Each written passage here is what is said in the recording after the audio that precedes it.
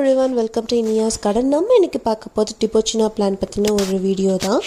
So டிபோச்சினா plant வாங்கி நம்ம repot பண்ணும்போது அதில் இருக்கிற செட்பேக்ஸ் என்ன, அதை வளர்க்கும் போது நம்ம ஃபேஸ் பண்ணுற டிஃபிகல்ட்டிஸ் என்ன, அதை எப்படி நம்ம மெயின்டைன் பண்ணணும், அதை எப்படி நம்ம ஹெல்த்தியாக நர்ச்சர் பண்ணணுன்றதை பற்றின ஒரு வீடியோ தான் இது. ஸோ டிபோச்சினா பிளான்ட் பற்றின ஒரு ஷார்ட்ஸ் வந்து நான் ஆல்ரெடி ஷேர் பண்ணியிருப்பேன் என்னுடைய சேனலில். நீங்கள் போய் பார்த்தீங்கன்னா தெரியும். ஓகே, இப்போ வந்து டிபோச்சினா பிளான்ட்ல வர ப்ராப்ளம்ஸ் என்ன, அதுக்கான சொல்யூஷன்ஸ் என்னன்றதை பார்க்க ஆரம்பிச்சிடலாம். ஸோ மேக்ஸிமம் நிறைய பேர் கொடுக்குற கம்ப்ளைண்ட் என்ன அப்படின்னா, நர்சரியில் பார்க்கும்போது டிபோச்சினா பிளான்ட் ரொம்ப ஹெல்த்தியாக அப்படி வெல்வெட் க்ரீன் லீஃபும் பெரிய பெரிய ஃப்ளவரும் நிறைய மொட்டுக்களுமா இருந்தது.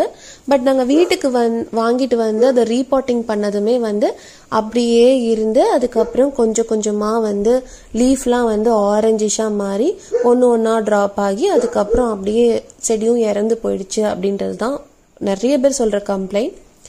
ஸோ இது எதனால வருது அப்படின்னா பாட்டிங் மிக்ஸ் தாங்க. இந்த இஷ்யூ, அதாவது பாட்டிங் பண்ணதுக்கு அப்புறமா எந்த டெவலப்மெண்ட்டுமே இல்லாமல் எல்லோயிஷா ஆரஞ்சிஷா லீஃப் மாதிரி ட்ராப் ஆகி பிளான்ட் டை ஆகிறதுக்கு சோல் ரீசன் வந்து பாட்டிங் மிக்ஸ் தான். ஸோ டிபோச்சினா பிளான்ட் வந்து சந்தேகமே இல்லாமல் ரொம்ப அழகான ஒரு ஃப்ளவரிங் பிளான்ட் தான். பட் வந்து கொஞ்சம் ட்ரிக்கியான பிளான்ட். அதுக்கு வந்து நம்ம அதை பற்றி நல்லா புரிஞ்சு வச்சுக்கணும். வாங்கிறதுக்கு முன்னாடி நம்ம நல்லா புரிஞ்சு வச்சுக்கிட்டோன்னா ஈஸியாக அதை வளர்த்துடலாம். ஸோ பாட்டிங் மிக்ஸ் அப்படின்ற பட்சத்தில் நம்ம என்ன மாதிரி பாட்டிங் சாயில் செலக்ட் பண்ணுறோன்றது ரொம்ப ரொம்ப முக்கியம் டிபோச்சினாக்கு. இப்போ இதுக்கு மண் எப்படி இருக்கணும் அப்படின்னா நல்லா பொலபலன்னு இருக்கணும். ஸோ நம்ம இப்படி எடுத்து பிடிச்சி பார்த்தா கூட அது வந்து கட்டியாகக்கூடாது, டக்குன்னு உடஞ்சி போயிடணும். ஸோ அந்த மாதிரியான ஒரு மண்ணை வந்து நம்ம சூஸ் பண்ணிக்கணும். இப்படி ஒரு பாட்டிங் மிக்ஸ் எப்படி ரெடி பண்ணணும்னா, இப்போ உங்ககிட்ட வந்து கார்டன் சாயில் இருந்துச்சுன்னா ஆல்ரெடி அது பரபரன்னு தான் இருக்கும். இருந்தாலும் அதுக்கு ஈக்குவலான ஆற்று மணலை ஆட் பண்ணி நல்லா வந்து மிக்ஸ் பண்ணி அதை வந்து பாட்டிங் மிக்ஸாக யூஸ் பண்ணிக்கோங்க. இன்கேஸ் உங்ககிட்ட ரெட் சாயில் இருந்துச்சு அப்படின்னா, இப்போ அதில் வந்து ஒரு 40% ரெட் சாயில்னா 50% கோகோ பீட்டோ இல்லை 50% ஆற்று மணலோ மிக்ஸ் பண்ணி ஆட் பண்ணிக்கோங்க.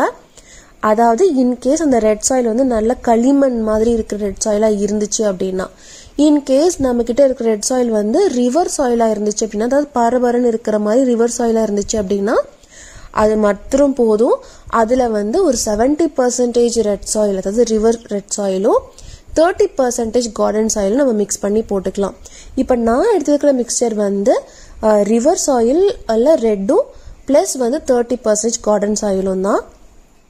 இதில் வந்து நான் ஃபர்டிலைசர் மிக்ஸ் பண்ணவே கிடையாது. ஏன்னா டிபோச்சினா வந்து ஒரு ரொம்ப டெண்டரான ஒரு பிளான்ட். அதுக்கு வந்து நம்ம பாட்டிங் பண்ணும்போது ரொம்ப கேர்ஃபுல்லாக இருக்கணும். ஸோ அனாவசியமாக நம்ம ஃபர்டிலைசரை ஆட் பண்ணி ஹீட் வந்து எமிட் ஆகிடக்கூடாது. ஸோ அதனால ஃபஸ்ட்டு நீங்கள் வந்து வைக்கும் போது நல்ல பரபரன்னு இருக்கிற மண்ணாக, நல்ல தண்ணி போகிற மண்ணாக, நல்ல வேர் போகிற மண்ணாக நீங்கள் வந்து சூஸ் பண்ணிக்கோங்க. ஸோ அதுலேருந்து லைட்டாக தளிர் வர ஆரம்பித்து அது செட் ஆகி வேர் பிடிச்சதுக்கு அப்புறமா நம்ம கொஞ்சம் கொஞ்சமாக அதுக்கு ஏற்ற மாதிரி ஃபர்டிலைசேஷன் பண்ணிக்கலாம். என்னுடைய பாட்டிங் சாயில பாருங்க, டிபோச்சினாக்கு வச்சிருக்கிறத எப்படி மண் இருக்குன்ட்டு. இதில் வந்து தண்ணி இருக்கு, பட் இருந்தாலும் எப்படி உடஞ்சி போகுது பாருங்க. இப்போ அதை நான் வந்து இங்கே பாருங்க, இதில் வந்து அந்த 70% அந்த ரிவர் ரெட் சாயிலும் 30% கார்டன் சாயிலும் வச்சிருக்கேன். இப்போ நான் கட்டி பிடிச்சா கூட எப்படி உடஞ்சி போகுது பாருங்க. ஸோ தண்ணி ஊற்றினாலும் இந்த மாதிரி நொறுங்கணும். நம்ம வந்து தண்ணியே இல்லாமல் ட்ரையாக இருந்தாலுமே நல்லா அப்படி நொறுங்கி போகணும். வேர் விடுறதுக்கு நல்லா ஈஸியாக இருக்கணும். இப்போ பார்க்குறது வந்து நார்மலான ஒரு ரெட் சாயில். இதில் தண்ணி ஊற்றுனா அப்படியே வந்து சொதானே இருக்கும். இது வந்து ட்ரை ஆகிடுச்சுன்னா அப்படியே வந்து கட்டியாயிடும், ரொம்ப இறுகின மாதிரி இருக்கும். இதை பார்த்தீங்கன்னா இது வந்து களிமண் வந்து தண்ணி ஊற்றினாலும் ஒரு மாதிரி இறுகி தான் இருக்கும். அது வந்து காஞ்சி போனாலுமே அந்த மாதிரி தான் இருக்கும். ஸோ அதனால தான் நான் சொன்னேன், இந்த மாதிரி களிமண்ணுக்கோ இல்லை ரெட் சாயிலுக்கோ நிறைய ஆற்று மணலும் கோகோ பீட்டும் ஜாஸ்தியாக ஆட் பண்ணணும்.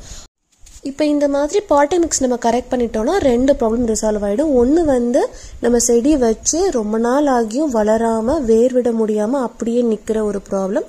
செகண்ட் வந்து ரொம்ப தண்ணி நின்று கிளாக் ஆகுனதால நமக்கு வந்து வேரல்கள் பிரச்சனை, அந்த எல்லோ லீவ்ஸ் ஆகி அழுகி போகிறது. இது 2 பிரச்சனையும் இருக்காது.